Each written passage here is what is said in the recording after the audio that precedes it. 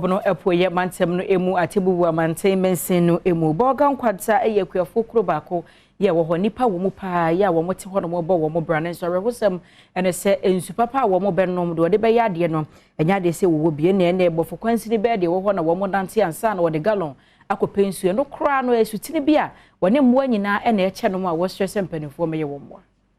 Bolga Nkwanta eyekuaye kuro bi ewo nwumu ase Potable no so ewo atebubu amanten mensin mu wobono mantem mu enipa besa hansia ena ete ho no manfo yi kira otwa kwantententen ena kosa esutini bi ewo honom edibi dware enum bi esan edibi eye won fie adwuma nyina wasere assembly benefo senka wontu ensuo ema wo mo nanso wo mo enhunu hwe senti assembly member ya wo nwumu ase Jacob Bempo ena Adom Kasee so etotosra ban ankurankura nnyumako awodo ene wo mra hye ni sada Roma omra emeboa wo mo nsu a ye Bolga Nkwanta fo ye de yenum nsu ne nsukura apona ne nye nsu we awe nti abane sa ne nsu bia enum biom timbesra be na akurakura onsa wo bie se o ma de o ba ye yamboa na nye sa nsu we se ne ye ne nantwie ne preko ne nwa nyina num na ya sasa e de akonnum ananse de akoye duane na amta ya sa na maye yale bebre timbesra ankurakura ne aben obi bia obetima ye yamboa se omuntwa omo anenye de enhwe na nye saade a ane enye